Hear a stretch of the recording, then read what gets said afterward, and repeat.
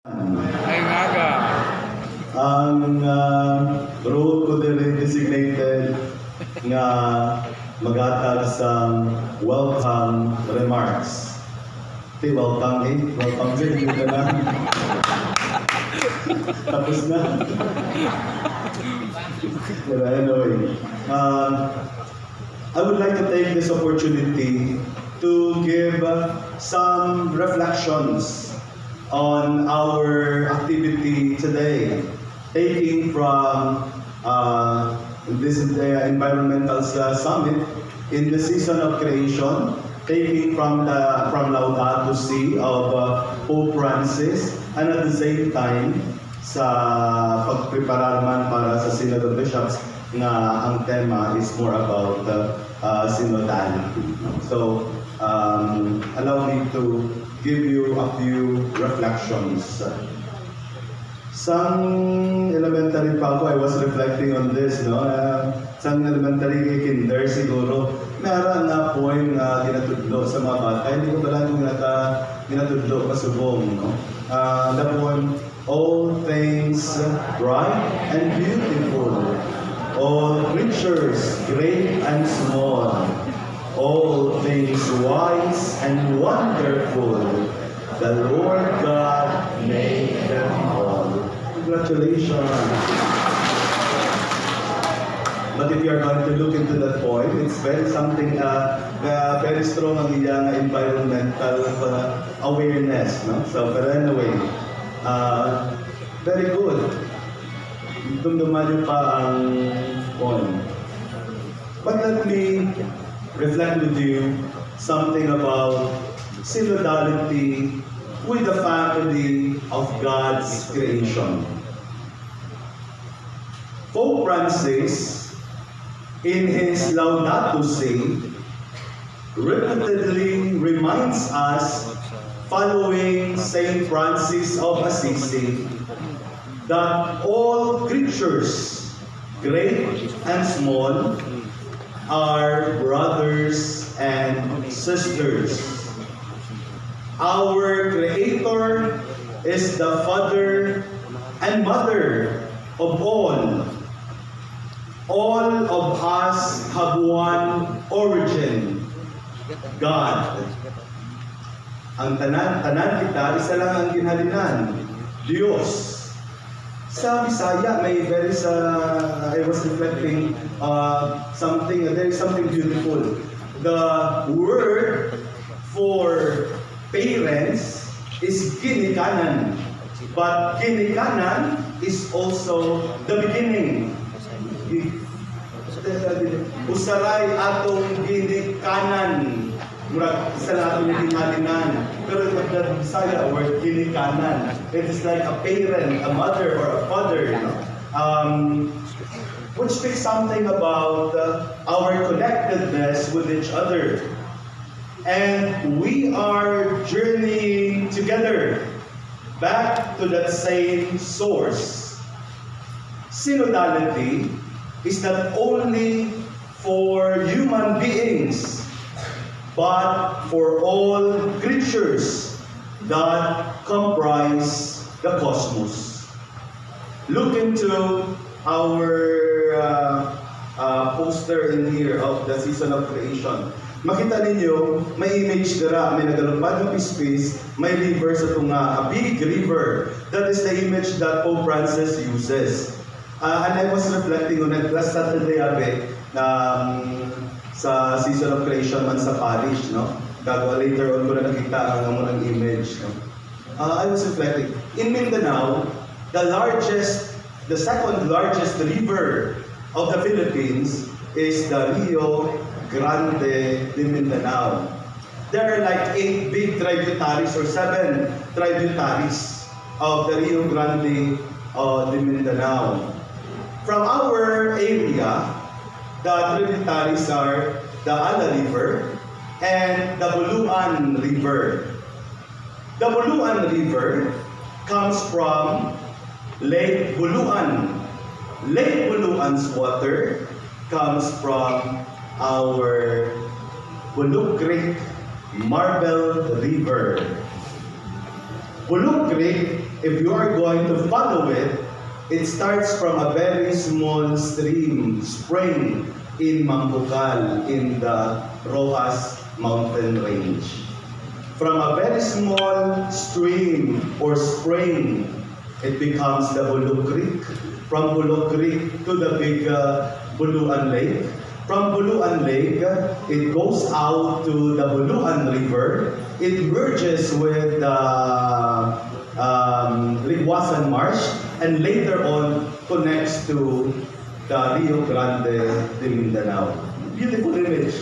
That the church, according to Pope Francis, in terms of synodality, is like a mighty river. Let us reflect on it. In his 2023 message for the World Day of Prayer for the Care of Creation, Pope Francis uses the image of a mighty river to describe the emergence and operation of synodal church.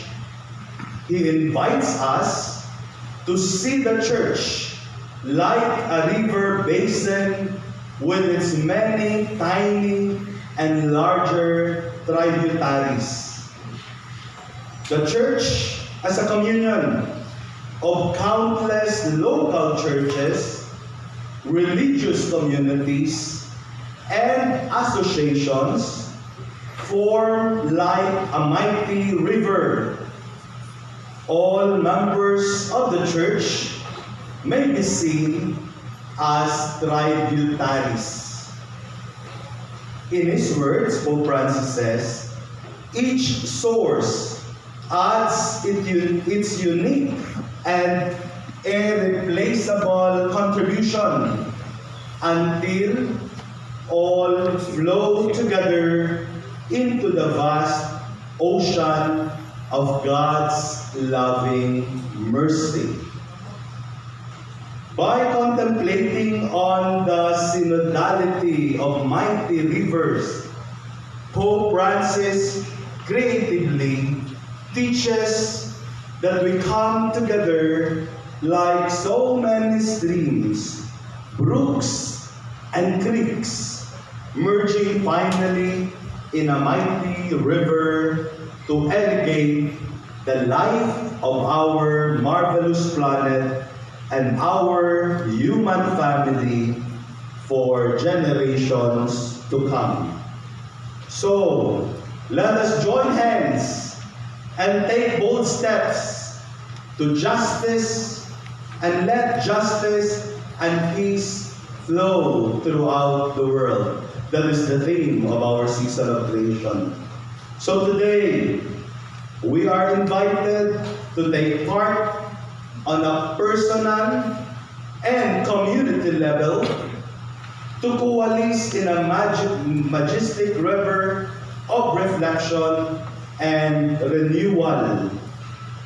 Our synodal church must be a source of life for our common home and all its inhabitants.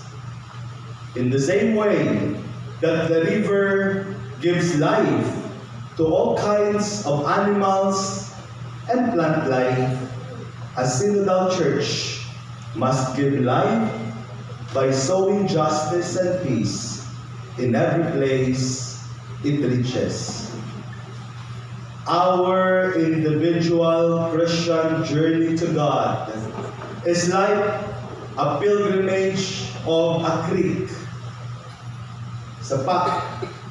searching for other creeks to merge with, so that we have a companion in the journey together to the great ocean who is God. Isika pa rin mo kung kapausapan sa relasyon natin sa aton nga ginapuian niya ang buhay. But allow me now with this time to view tanaw kita ako sa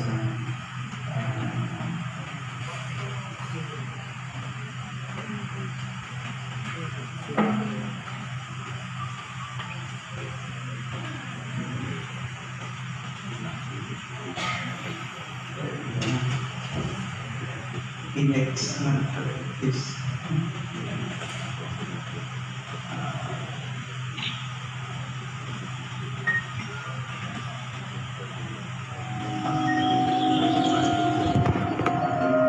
The ecumenical season of creation is a special time in the liturgical year in which Christians celebrate the wonder of creation and thank God the Creator. It is a time to reflect on relationships between God, people, and all parts of the earth community, and to show our care. The season of creation begins on the World Day of Prayer for the Care of Creation on the 1st of September and concludes on the 4th of October on the feast day of St. Francis of Assisi. During the season of creation, Catholic communities draw inspiration from a vision for an integrated response to today's urgent challenges, as articulated by Pope Francis in his 2015 encyclical letter, Laudato Si, on care for our common home. The encyclical affirms the Christian vocation to care for all of God's creation, people and planet together. The Pope says, all of us can cooperate as instruments of God for the care of creation, each according to his or her own culture, experience, involvements, and talents. This year's theme for Season of Creation, Let Justice and Peace Flow, invites communities to share their hopeful vision for creation. A sense of urgency prevails due to increasing climate change and the rapid loss of biodiversity, which exacerbate inequalities and affect lives on every continent.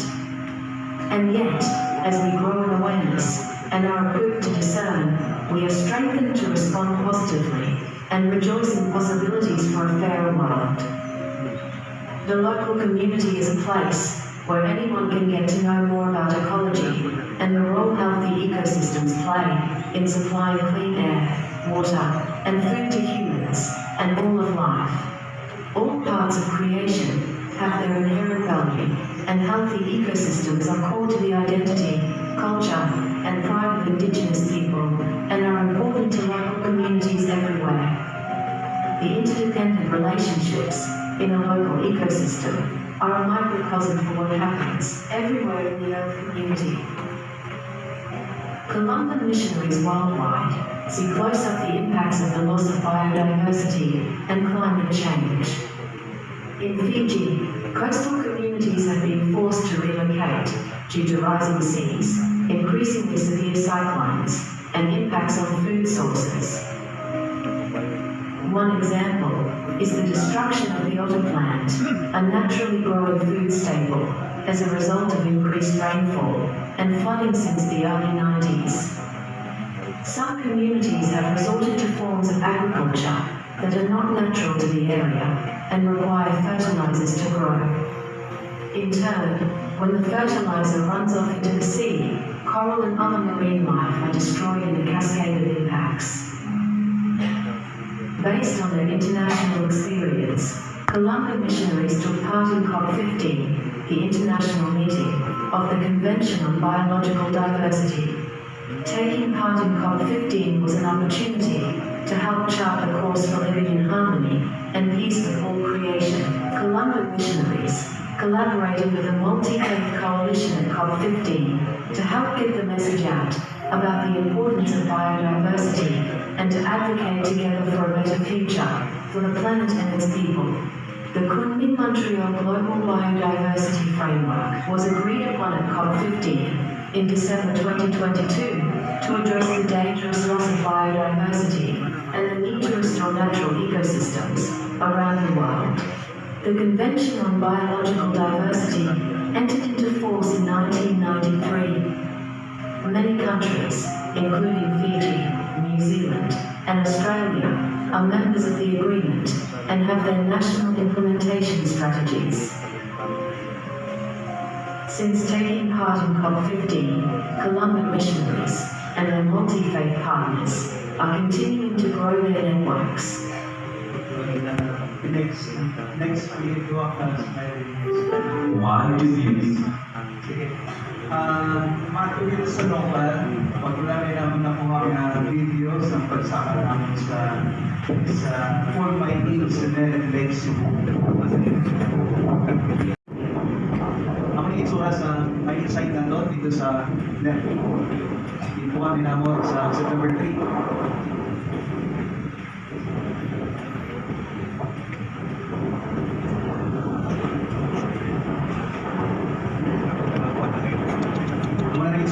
Sa net na ito, may insight. Next.